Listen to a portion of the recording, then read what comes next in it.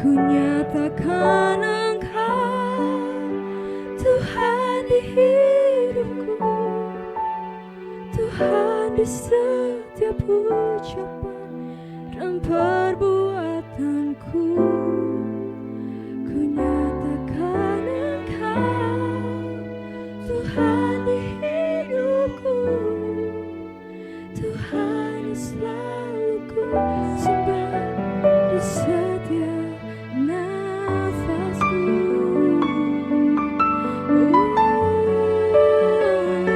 Kami sembah, kami nyatakan segala kebaikan-Mu, segala pujian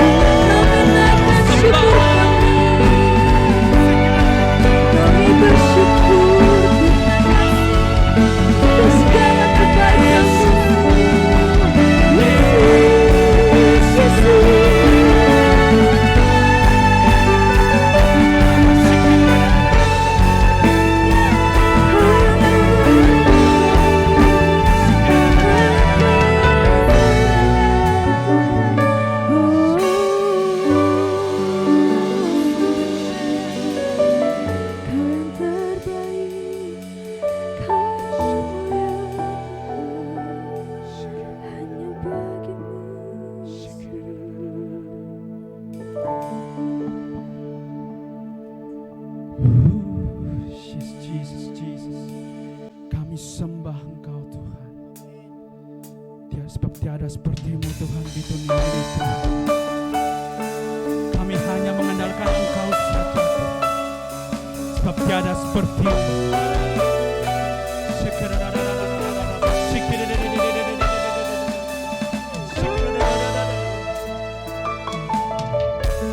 Anugerah-Mu kepadaku tak pernah berubah.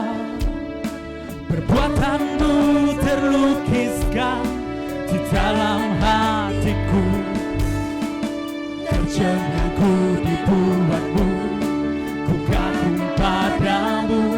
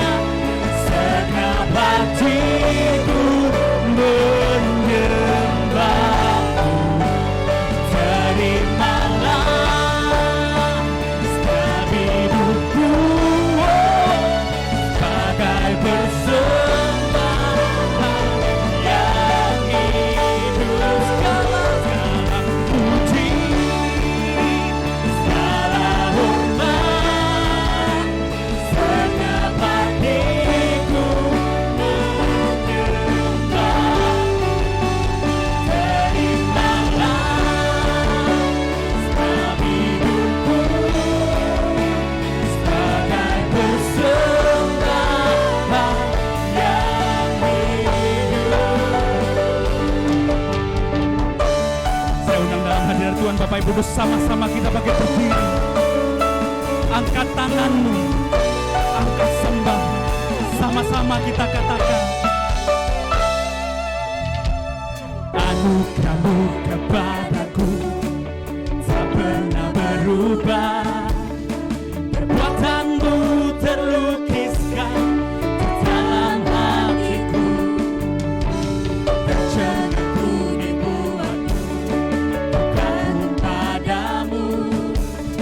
Tak ada hal di hidupku yang menurut kau indah, kau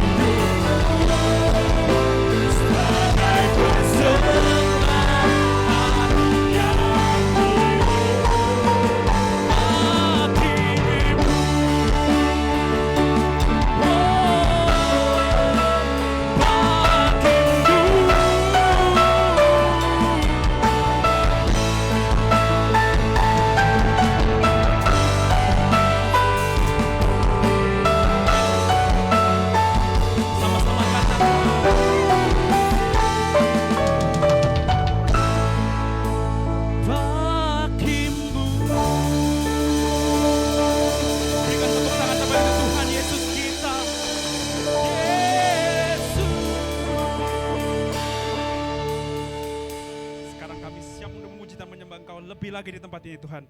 Barang siapa yang siap memuji dan menyembah Tuhan, sama-sama katakan amin.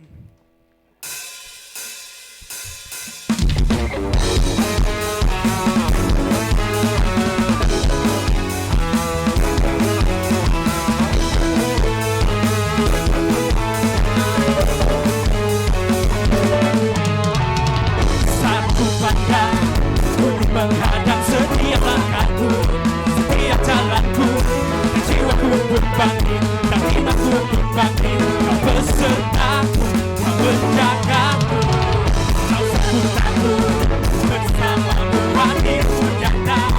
Dengan jiwa, tak ada yang mustahil, tak ada yang tak mungkin. Kau besertaku, kau menjagaku, kau kuatku, kau ingatku.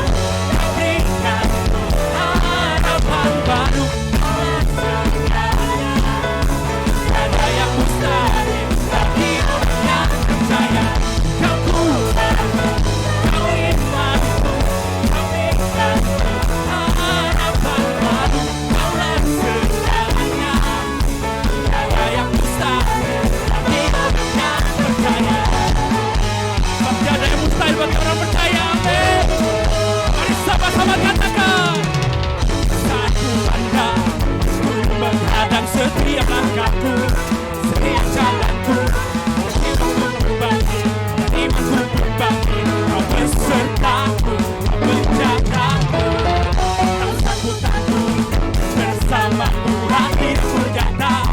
Dengan jiwa, tak ada yang mustahil, tak ada yang tak mungkin. Kau besertaku, kau menjagaku, kau kuat, kau imanku, kau berikanku harapan baru. Kaulah segalanya, tiada yang mustahil bagi orang yang percaya. Kau kuat, kau imanku, kau berikanku harapan baru. Kaulah segalanya, tiada yang mustahil bagi orang yang percaya.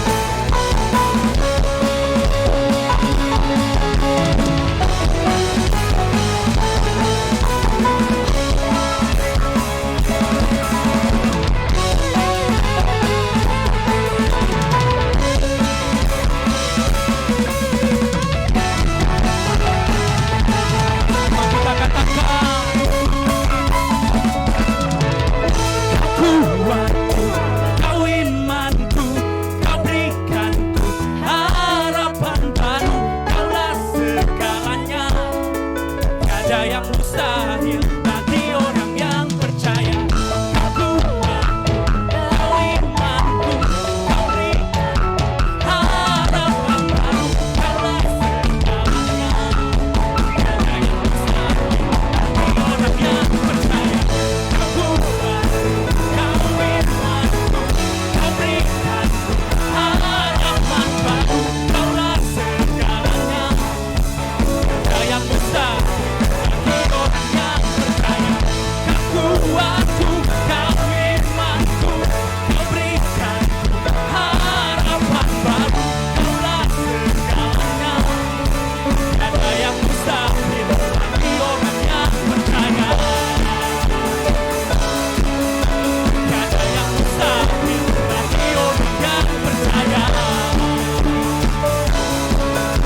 Tiada yang mustahil bagi orang yang percaya.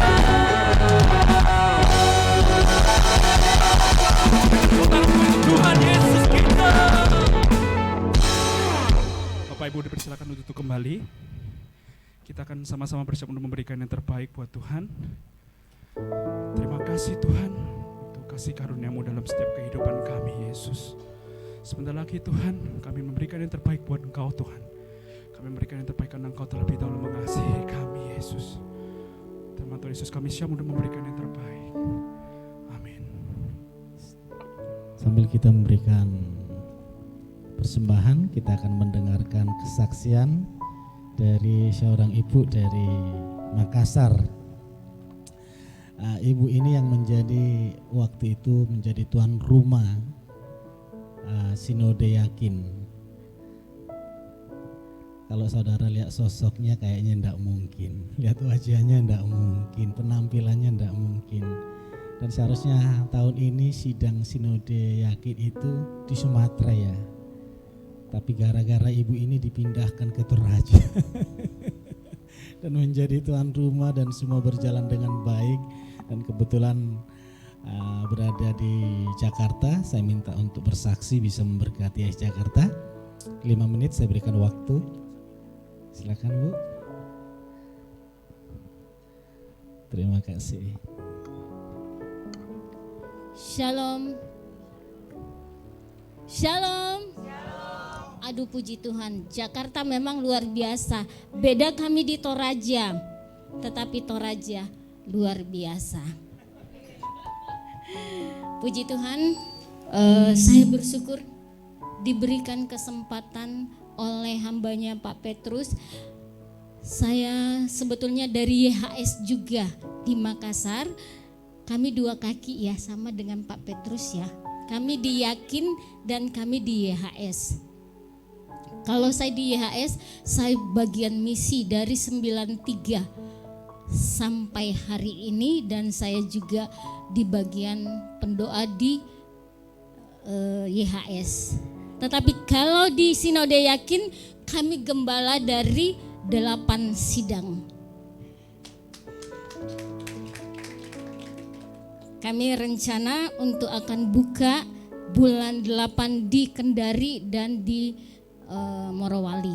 Ini sudah ada beberapa yang dari Morowali dan di Kendari minta untuk kami buka Sinode Yakin. Dan puji Tuhan, kemarin suami saya dilantik menjadi korda untuk koordinator daerah di dalam Sinode Yakin.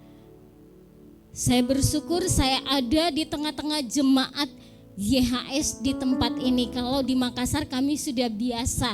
Makassar itu beberapa cabang. Jadi dari cabang itu kami buka untuk misi YHS itu Telok kami yang buka, dan Sudiang, Parepare sampai dengan Luwu ke Palopo.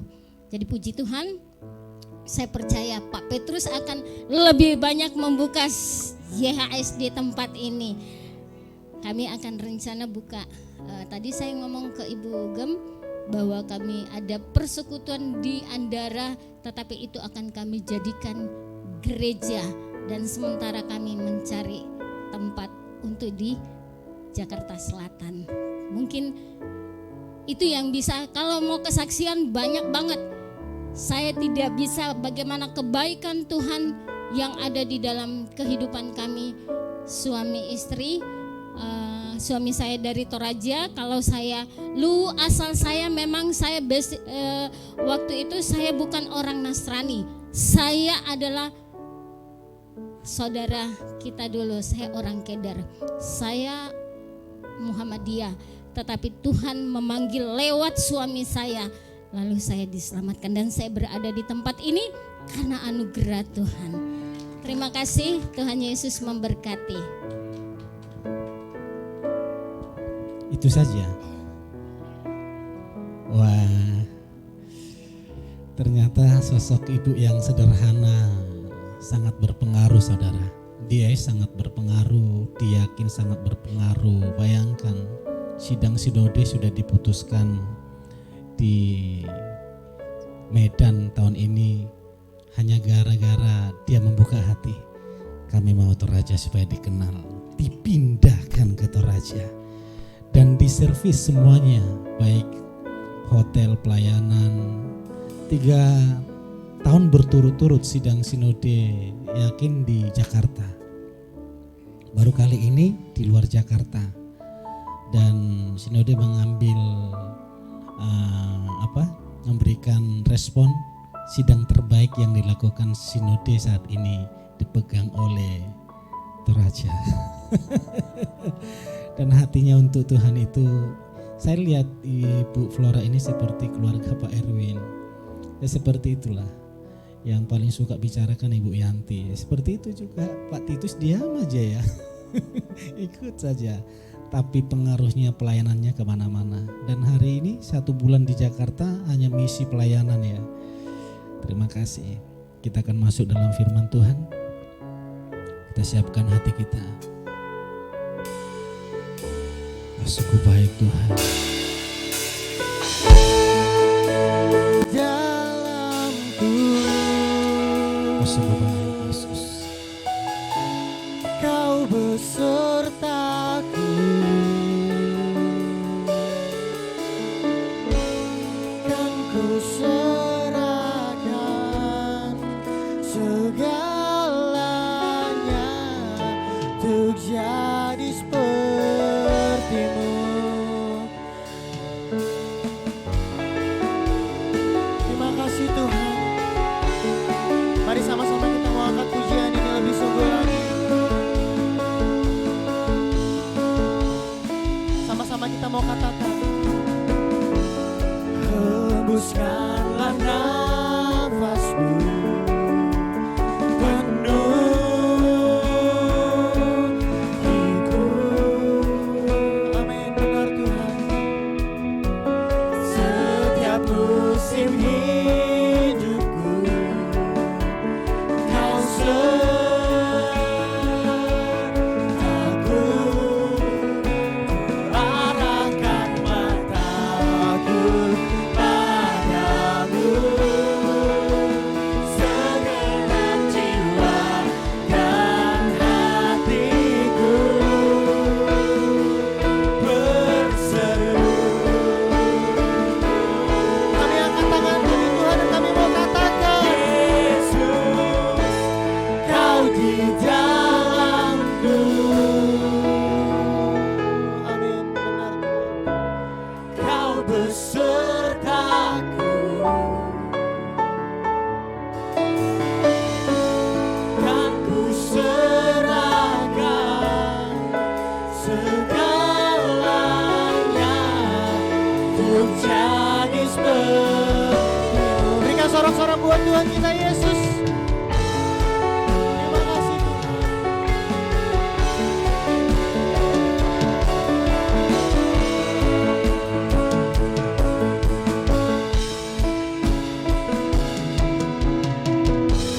Bukan lagi ku hidup untuk diriku,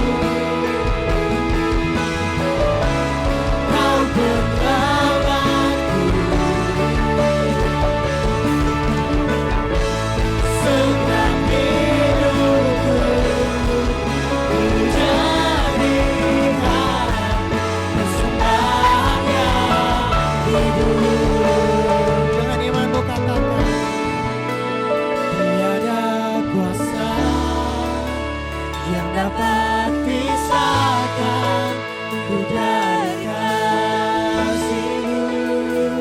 Kau menuntunku,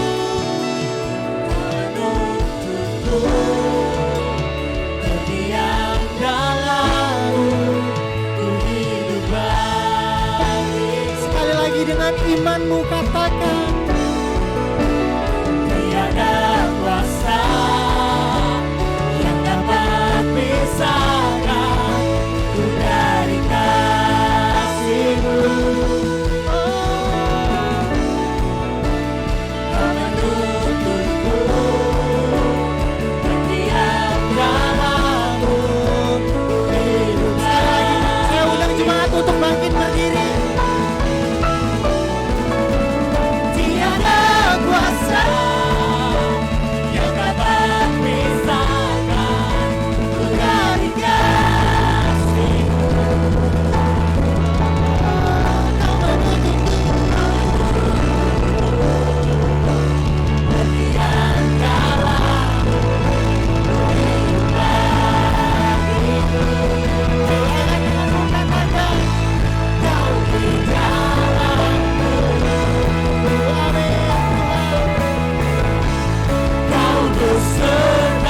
besertaku dan ku serahkan segalanya untuk jadi seperti-Mu. Ku di dalam-Mu,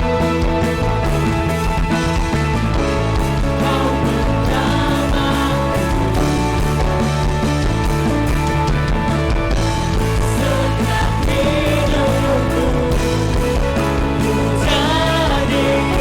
setiap hidupku, ku jadikan persembahan yang hidup. Kau di dalamku Tuhan, Kau di dalamku, Kau besertaku dan ku serahkan segalanya untuk jadi seperti-Mu. Sekali lagi katakan, ku di dalam-Mu. Dengan iman katakan, ku di dalam-Mu. Kau bersamaku, Kau bersamaku setiap hidupku, ku jadikan persembahan yang hidup.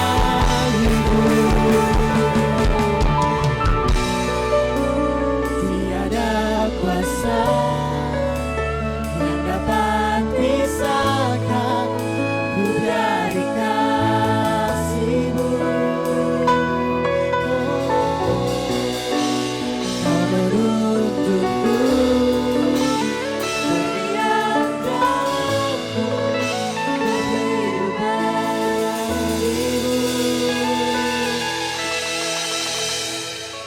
Mari katakan, Kau di dalamku, Kau besertaku,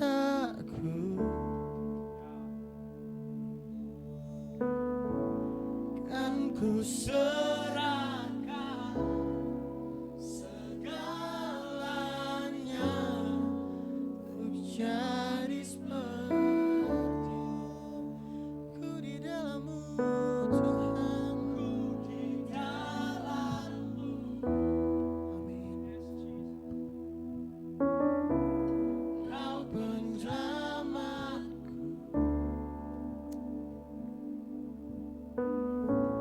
segenap hidupku, ku jadikan persembahan yang hidup. Berikan sorak-sorak buat Tuhan kita Yesus Kristus. Haleluya.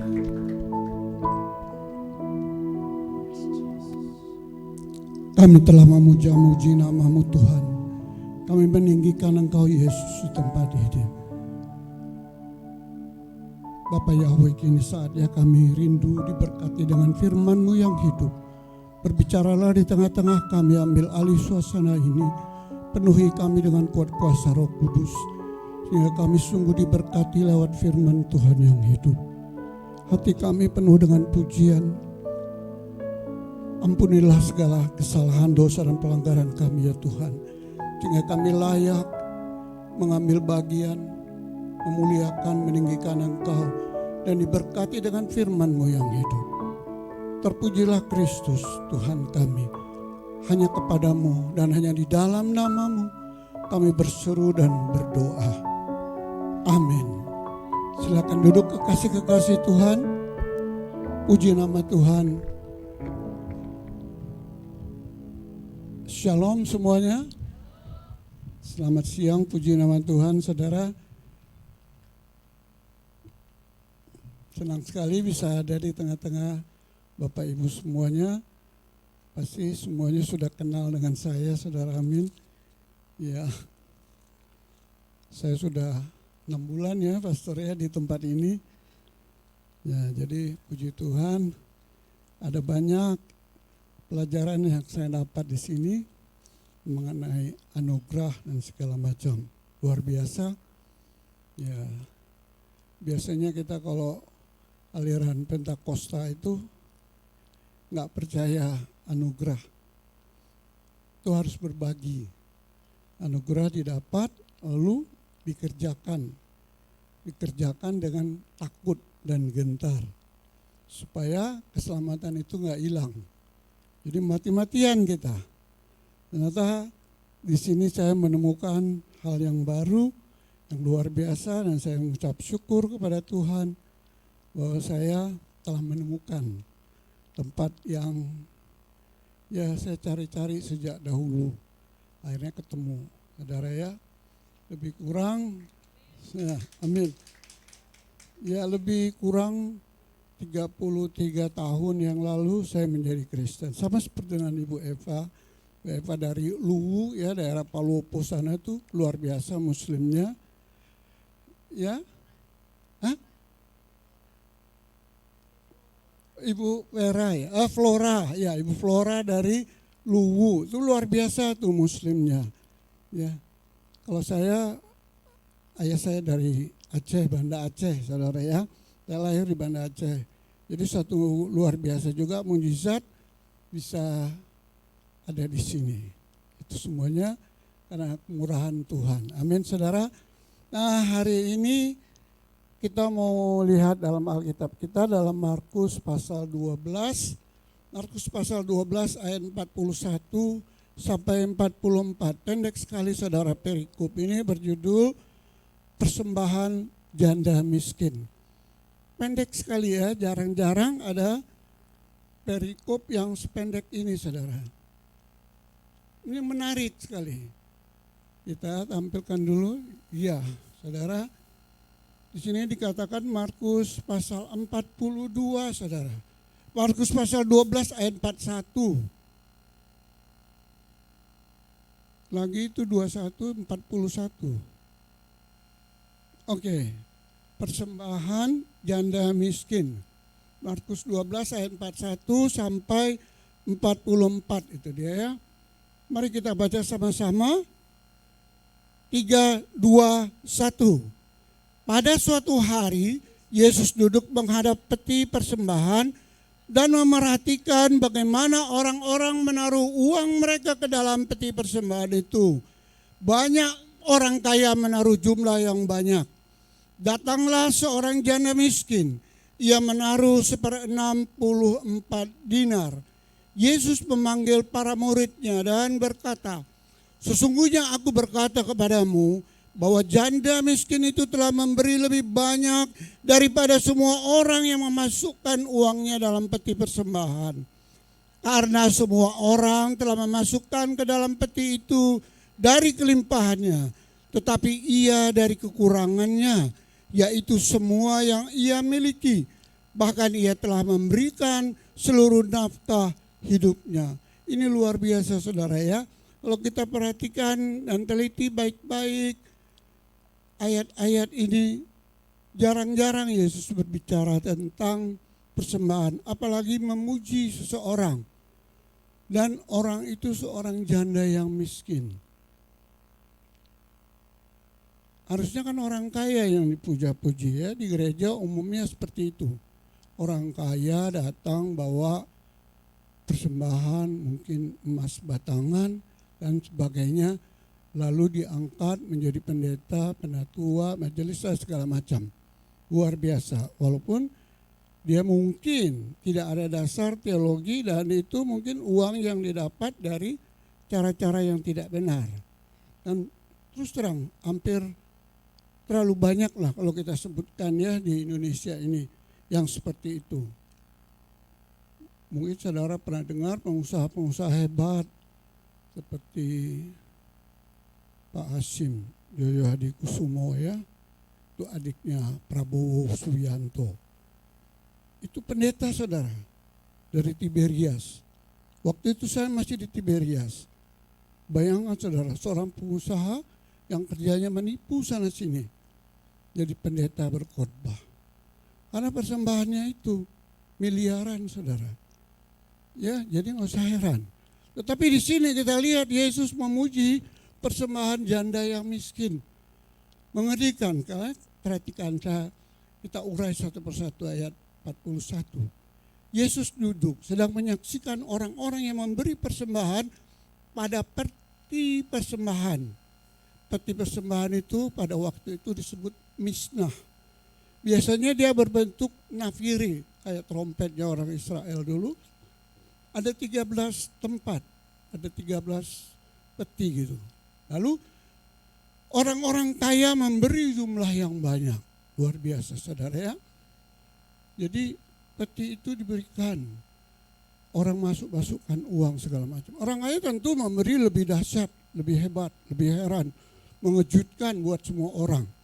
Tentu semua orang kagum, terheran-heran. Luar biasa kan?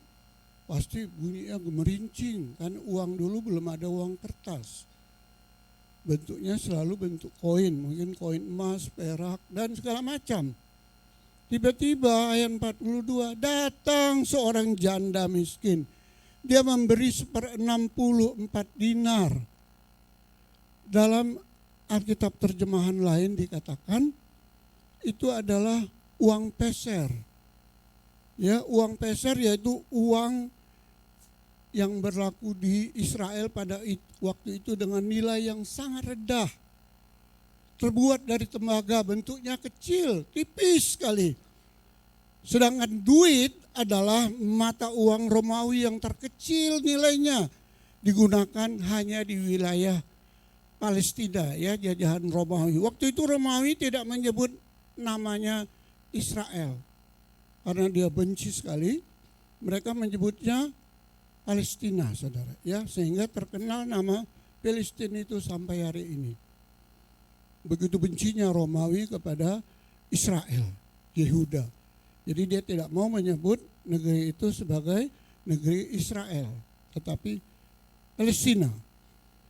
Janda ini memberi uang peser yang kecil sekali.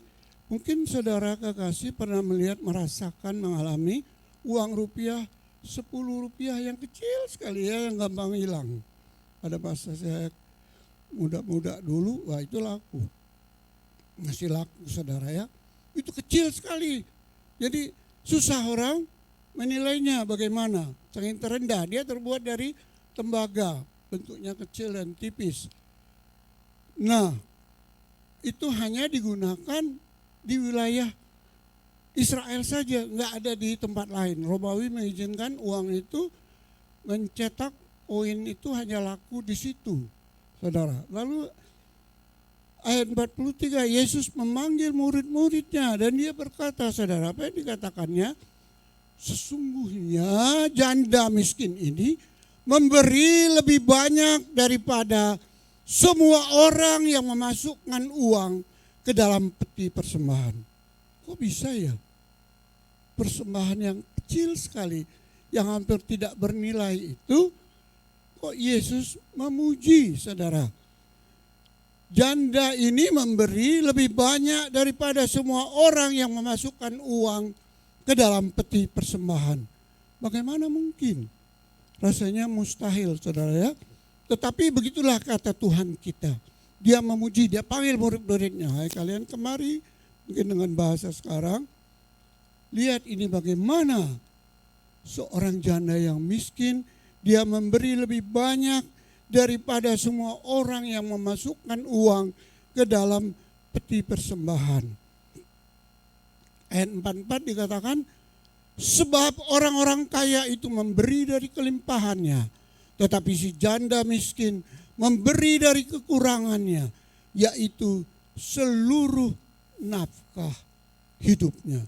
Jadi mungkin pekerjaan janda itu susah sekali. Mungkin dia sebagai tukang cuci piring atau membersihkan rumah tangga orang lain. Dia dapat uang, dapat upah. Nah, uang itu dia gunakan sebagiannya dengan segenapnya untuk mempersembahkannya bagi Tuhan. Dia tahu mungkin banyak lagi orang-orang yang susah. Gereja membutuhkan dana untuk misi, membagi-bagikan lagi kepada orang-orang keluarga yang lebih miskin lagi dari dia, yang mungkin tidak ada tempat pekerjaan di tempat itu. Mungkin kalau dari tempat dia di Yerusalem situ, ini kan berbicara tentang bait suci, saudara, lokasinya ya. Bait yang dibangun oleh Raja Salomo dulu. Jadi dikagumi, semua orang Israel datang ke situ. Setiap tahun minimal 2 kali mereka datang berziarah. Jadi betapa gampang ya mencari pekerjaan di kota besar. Tetapi bagaimana di tempat-tempat yang terpencil? Kan tidak mungkin ada pekerjaan lagi. Nah, janda ini memberikan segenapnya untuk persembahannya. Saudara, persembahan itu menyukakan hati Tuhan. Katakan amin. Amin. Sedekah, berdoa, itu menyenangkan hati Tuhan. Dan itulah yang menjadi dupa yang harum di hadapan Tuhan. Bukan nyanyi-nyanyian kita yang menjadi dupa yang harum di hadapan Tuhan. Tetapi doa dan sedekah kita itulah yang merupakan dupa yang harum di hadapan Tuhan. Lihat di dalam perjanjian lama, bagaimana bapak-bapak mula-mula itu, ya, mereka memberikan persembahan bukan uang, tetapi hasil lalu dibakar, atau lemak-lemak sapi, domba itu dibakar. Nah, begitu yang mereka persembahkan buat Tuhan. Karena memang mungkin waktu itu belum ada uang, saudara, belum dicetak uang. Jadi kalau ada orang bilang, oh Tuhan, kami sudah memuji Engkau, memuliakan Engkau dengan segenap hati kami, ini dia berupa menjadi dupa yang harum di hadapan-Mu. Bukan, saudara. Ya, dupa yang harum adalah doa dan sedekah kita kepada Tuhan dan sesama kita. Karena Yesus mengasihi orang-orang miskin. Yesus tidak pernah memuja orang-orang kaya. Yesus berkata, aku akan suatu hari tidak ada bersama-sama dengan engkau murid-muridku.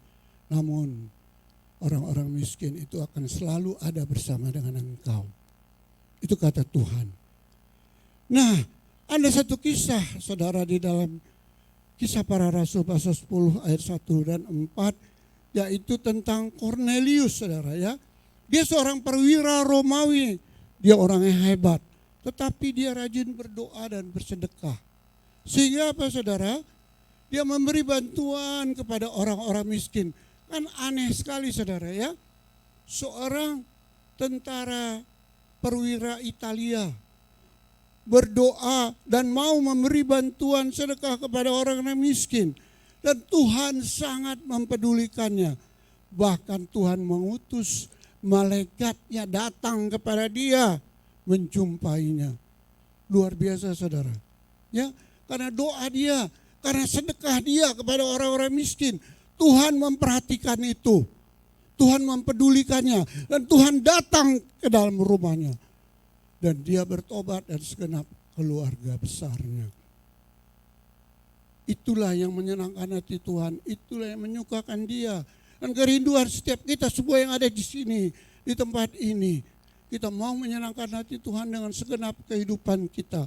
Seluruh milik kita adalah milik Tuhan dan berasal dari Tuhan.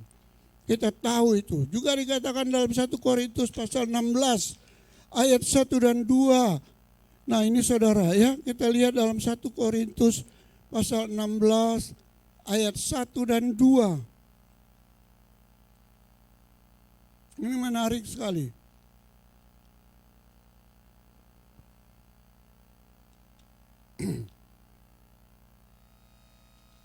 Yang dikatakan, bentar saudara.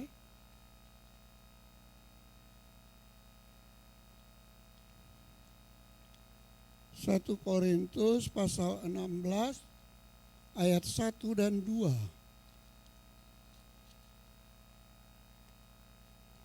Di sini saudara.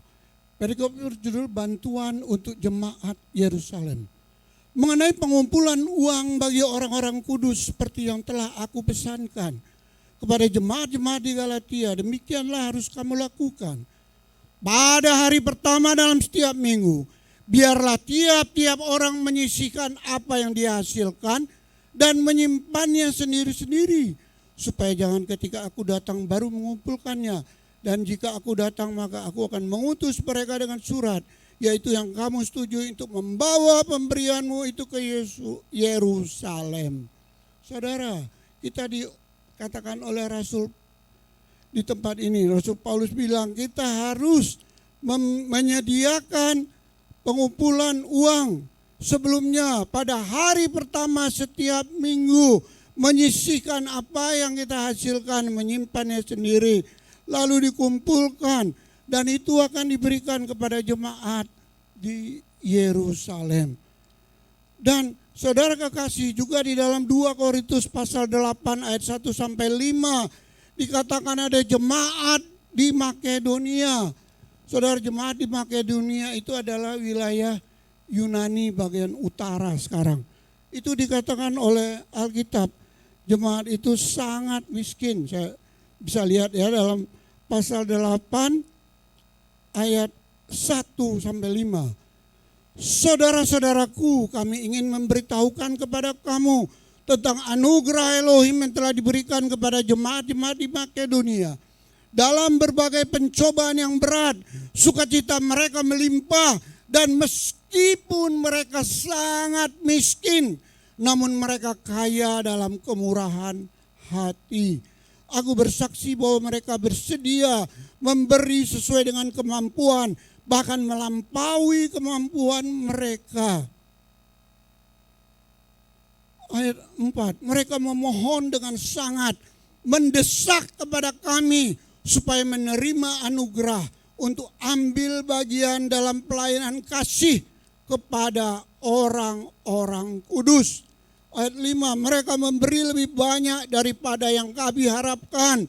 Pertama-tama mereka memberi diri mereka kepada Tuhan, kemudian oleh karena kehendak Elohim juga kepada kami. Dikatakan oleh firman Tuhan, jemaat Makedonia itu sangat miskin.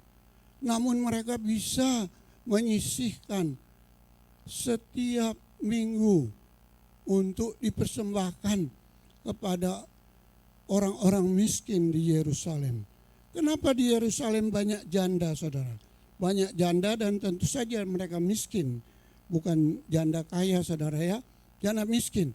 Karena suaminya pada mati. Mati dibunuh oleh tentara Romawi karena pemberontakan mereka. Orang-orang Yahudi memberontak sehingga banyak yang mati dibunuh oleh tentara Romawi. Bahkan mungkin disalib segala macam. Mereka disalib di tiang lalu dibakar. Itu mayat mereka itu jadi obor, saudara. Itulah buat penerangan jalan. Zaman dulu belum ada listrik, penerangan jalan yaitu mayat orang dibakar. Ya, kalau kita membayangkan memang ngeri sekali. Di Alkitab sih nggak ditulis, kita baca di dalam sejarah gereja. Itu mengerikan. Kemudian setelah adanya kekristenan, orang-orang Kristen gantian yang dibakar di tiang sebagai penerang jalan. Itu dilakukan oleh tentara Romawi. Mengerikan, sangat mengerikan. Nah, kita perhatikan di sini bagaimana jemaat di Makedonia yang dipuji oleh Rasul, sehingga mereka yang sangat miskin bisa memberi seberapa yang mereka punya. Bahkan mereka bilang, ini anugerah, berikan kami kesempatan untuk membagikan anugerah ini kepada orang-orang janda-janda miskin di Yerusalem. Karena mereka betul-betul sangat miskin. Mereka memohon kepada rasul-rasul. Kami memohon, kami ingin ikut ambil bagian di dalam anugerah, membagikan berkat kepada semua orang. Luar biasa, saudara. Jadi bukan karena mereka kaya raya, bukan, tetapi karena kecintaannya kepada Tuhan, kasih sayangnya kepada sesama manusia. Tuhan Yesus berkata, hukum yang terutama adalah kasihilah Tuhan dengan segenap hatimu. Lalu hukum yang kedua, kasihilah sesamamu. Coba saudara bayangkan. Enggak mungkin kita bisa mengasihi Tuhan yang enggak kelihatan. Kalau ada orang yang di samping kita yang sengsara, yang menderita, hidup dalam kemiskinan. Bahkan saya dengar pernah orang mati karena kelaparan, saudara ya. Banyak anak-anak stunting karena kekurangan makan. Sehingga anak itu kurang gizi. Tubuhnya umurnya sudah 10 tahun, tapi kondisinya seperti anak-anak umur 5 tahun. Mengerikan. Ada banyak sekali di Indonesia jumlahnya. Mungkin 1 juta sekarang. Kenapa? Kemiskinan mendera keluarga mereka. Pemerintah tentunya sudah berjuang mati-matian. Namun apa yang terjadi? Uang negara itu banyak dikorupsi oleh pejabat-pejabat di daerah. Nah, inilah masalah di negeri kita. Ya, kalau kita bilang, itu kan orang agama seberang, Pak, yang suka korupsi. Orang Kristen dikasih jabatan menteri juga korupsi. Banyak loh, bukan cuma satu. Banyak. Udah jumlahnya sedikit, dikasih jabatan tinggi, maling juga. Malingnya nggak tanggung-tanggung lagi, triliunan, saudara.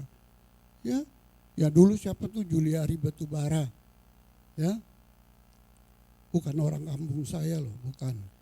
Lalu satu lagi orang Flores, Joni Plate, itu juga orang Katolik. Aduh, minta ampun saudara ya.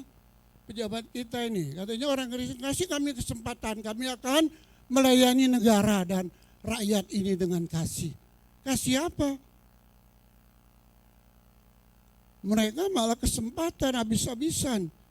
Ya, kalau saya baca di media online, Detik.com atau Kompas atau segala macam, isinya korupsi semua pejabat di Indonesia ini.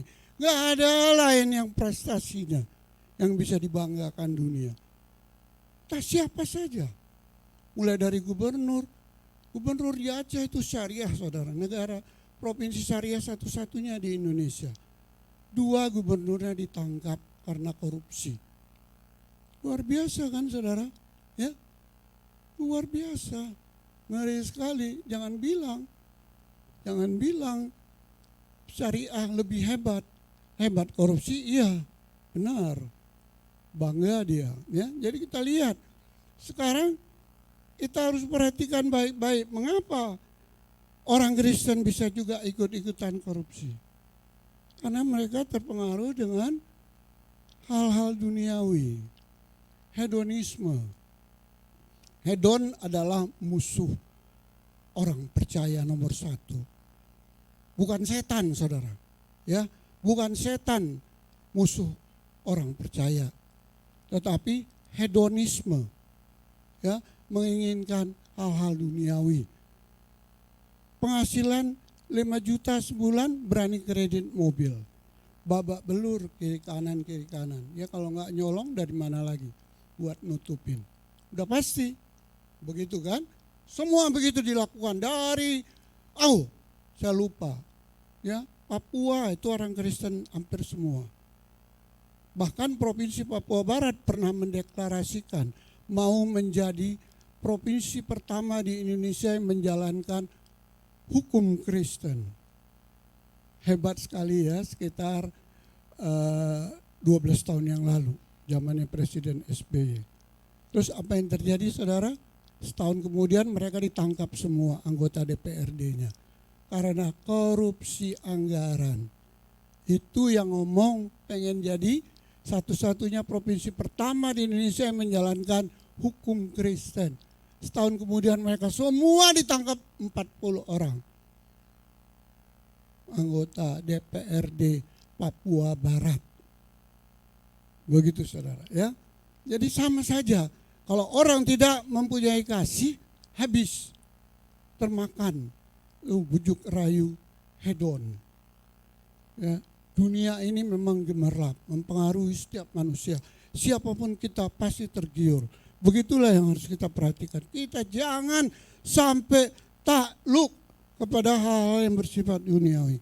Nah, begini poinnya saudara kekasih. Saya simpulkan dari semua ini. Mengapa ini menjadi penting bagi kita semua? Mengapa Tuhan Yesus peduli pada persembahan janda miskin ini?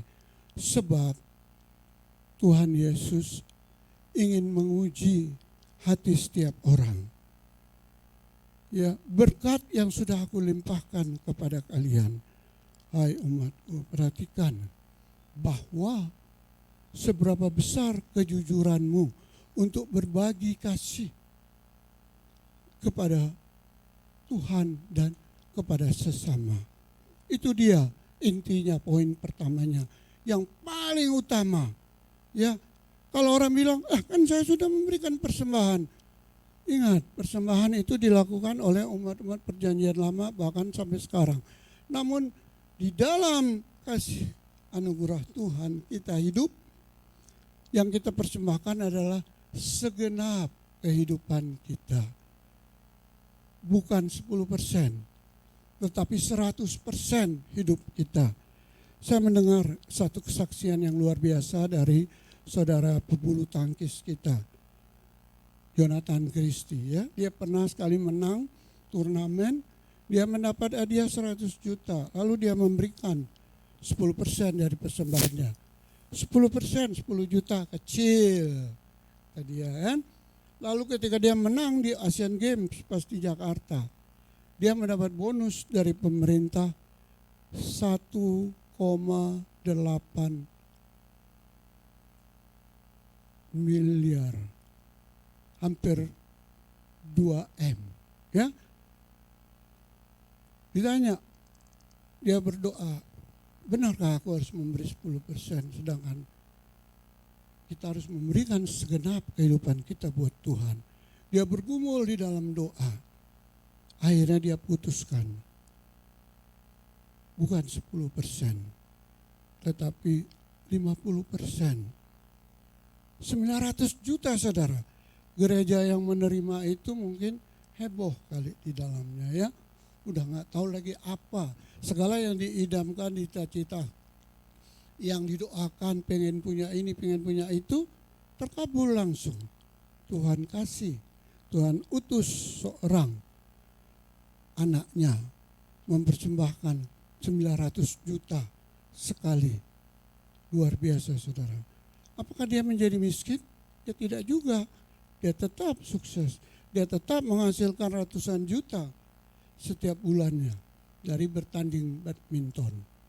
Itu kesaksian yang luar biasa. Jadi menjadi kekuatan bagi kita semua. Ternyata memberi buat Tuhan itu tidak membuat kita miskin. Ya, kita memberi apa yang kita punya. Jangan kita memberi apa yang tidak kita punya. Amin saudara. Amin. Kita membawa persembahan. Wah, tiba-tiba, aduh, besok saya makan apa ya Bapak? Nah, yakini dulu hatimu bahwa engkau sungguh mengasihi Tuhan. Bahwa kita bawa persembahan sesuai 1/10 sebagaimana yang kita diajarkan oleh firman Tuhan, kita kembalikan. Lalu kalau kita mau memberi lebih seperti Jonathan Christie, kita bisa pertimbangkan dapat bonus itu. Itu bukan gaji dia bulanan, tetapi dari bonusnya dia bagikan. Amin, saudara. Puji nama Tuhan. Dari sini kita belajar bagaimana orang miskin ternyata memohon kepada Rasul untuk bisa ikut menganugerahkan berkatnya walaupun sedikit, memberi berkat kepada orang lain, kepada rumah Tuhan. Karena dia tahu Rasul itu melakukan misi keliling Eropa, tentu membutuhkan banyak biaya, dan juga jemaat di Israel kekurangan segala-galanya. Amin, saudara. Jadi puji nama Tuhan. Saya rindu kita semua percaya bahwa apa yang kita sudah dengar saat ini memberkati hidup kita dan memberi kita kekuatan yang baru, bahwa memberi bagi pekerjaan Tuhan tidak akan membuat kita miskin dan sengsara. Saya mengundang semua para praise and worship, pemusik. Mari saudara kekasih datang kepada Tuhan dan katakan bahwa Tuhan, Engkaulah segala-galanya bagi kami. Kami tidak mau menonjolkan diri kami, hanya satu yang kami inginkan adalah berkenan di mata-Mu ya Tuhan. Tuhan Yesus, kami bersyukur sebab kasih setia Tuhan melebihi dari segala-galanya. Kami percaya bahwa Engkaulah segala-galanya dalam hidup kami. Terima kasih Tuhan. Terima kasih Bapa. Kita naikkan pujian bagi nama Tuhan. Tuhan, nama-Mu selalu di dalam hidupku. Sebab hanya Engkaulah satu-satunya kerinduan di dalam hati kami. Bahwa Engkaulah yang akan membawa kami ke rumah-Mu yang kekal. Terima kasih Tuhan, kami sudah berhenti berbicara, namun firman-Mu tinggal tetap dan melakukan banyak hal di dalam kehidupan kami. Kami mau berikan segenap kehidupan kami bagi hormat dan kemuliaan nama-Mu. Kami bersyukur memiliki Tuhan yang heran dan ajaib seperti Engkau. Kasih setia-Mu besar bagi kami Tuhan. Tuhan, nama-Mu selalu. Bagi nama Tuhan kemuliaan, kejayaan, nama-Mu berkuasa, diam dalam hadirat-Mu. Engkau tetap Tuhan, tinggikan di atas segalanya. Kami penuhi nama Tuhan.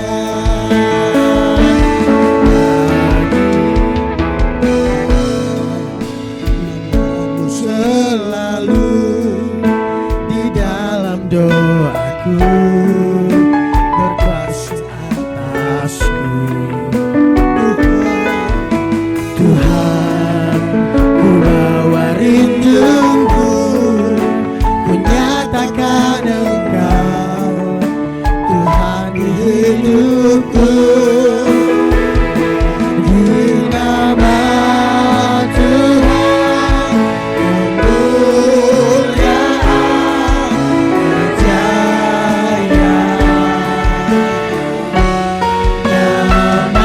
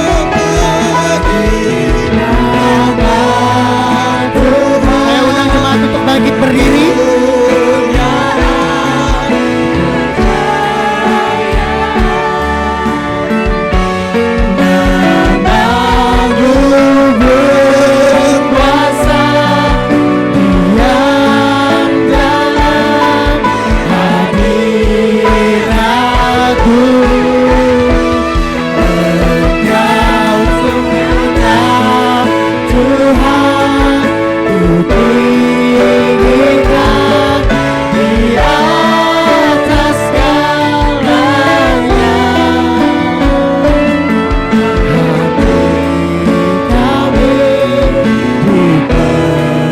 Katakan hati kami, hati kami sekali lagi dengan iman, hati kami, hati kami dipenuhi nama Tuhan. Berikan sorak-sorak buat Tuhan kita. Yeay, haleluya, haleluya. Kita mau akhiri dengan sukacita, berikan sorak-sorai buat Tuhan kita, Yesus.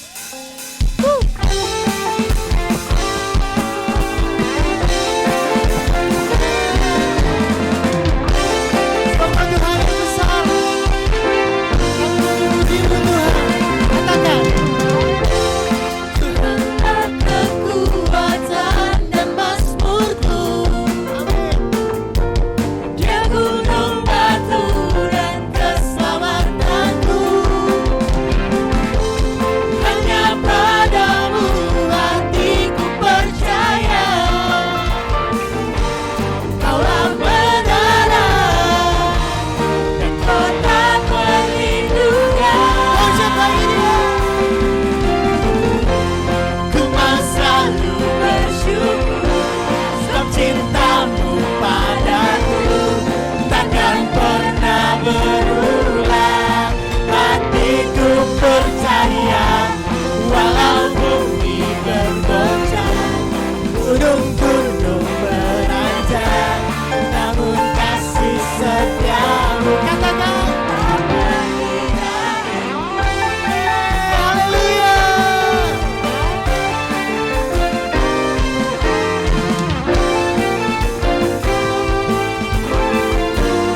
Lebih sungguh lagi kita mau katakan, Tuhanlah kekuatan dan mazmurku. Dia gunung batu dan keselamatanku. Hanya padamu hatiku percaya. Kaulah menara, kaulah perlindungan.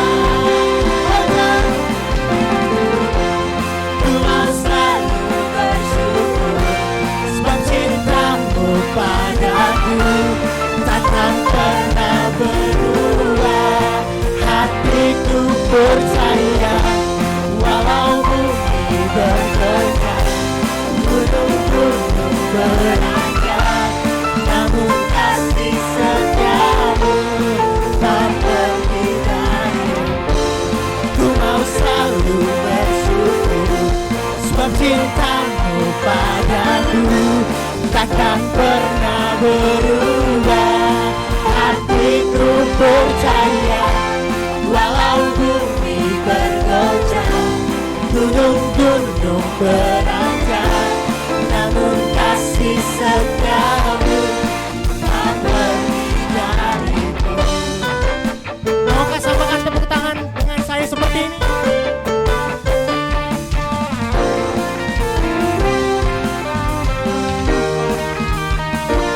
Yeay. Sebab kau dahsyat di tempat ini Tuhan. Yang percaya katakan haleluya. Angkat tanganmu dan kita mau katakan,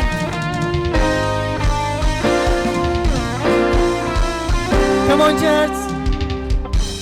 Ku mau selalu bersyukur, amin, sebab cintamu padaku takkan pernah berubah. Hatiku percaya, walau bumi bergoncang, gunung beranjak, namun kasih setiamu tak pergi dariku.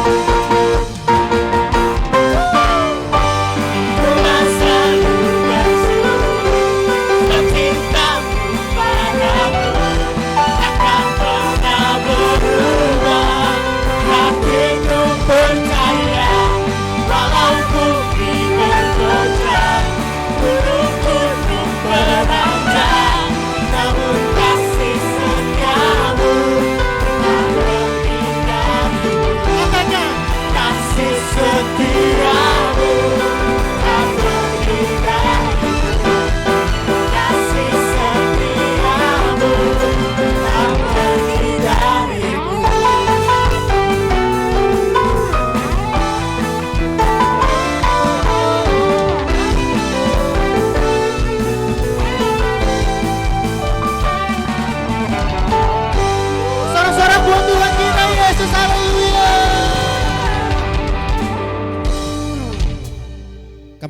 tangan kami kepadamu ya Tuhan. Kami berkati saudara-saudari kami, keluarga kami yang bergabung pada siang hari ini melalui Zoom. Tuhan berkati keluarga Ibu Fani, berkati keluarga Pak Johannes dan yang menemani istrinya Ibu Elis yang sakit. Diberkati Ibu Elis sembuh, terima mujizat. Berkati Ibu Elizabeth di dalam nama Tuhan Yesus Kristus, berkati anak-anaknya ya Tuhan. Berkati Pak Eben di dalam nama Tuhan Yesus Kristus. Berkati keluarga Pak Eben Tuhan, sukses dalam karir pekerjaan rumah tangga. Berkati Ibu Rinda di dalam nama Yesus. Berkati Ibu Natali, berkati Merlin, keluarga Ibu Merlin di dalam nama Tuhan Yesus. Mereka sukses dalam keluarga, sukses di dalam pekerjaan, dan orang tua Ibu Natali juga diberkati, terima mujizat. Dan tiba waktunya Tuhan, kami juga menikmati berkat Tuhan sepanjang hari dan sampai selamanya. Mari jemaat Tuhan, tengadahkan wajahmu dan angkat kedua tanganmu kepada Tuhan. Pulanglah jemaat Tuhan dengan membawa dan menikmati segala berkat dari Bapa Yahweh, berlimpah-limpah kasih karunia dari Yeshua Hamasyah, dan persekutuan yang manis dengan Roh Kudus yang memberkati kita hari ini sampai selamanya. Diberkatilah pernikahanmu, diberkatilah keluargamu, diberkatilah studimu, diberkatilah pekerjaanmu, diberkatilah pelayananmu, diberkatilah seluruh kehidupanmu. Berkat di dalam nama Tuhan Yesus Kristus. Yang percaya diberkati dengan iman, sama-sama katakan amin. Tuhan Yesus memberkati.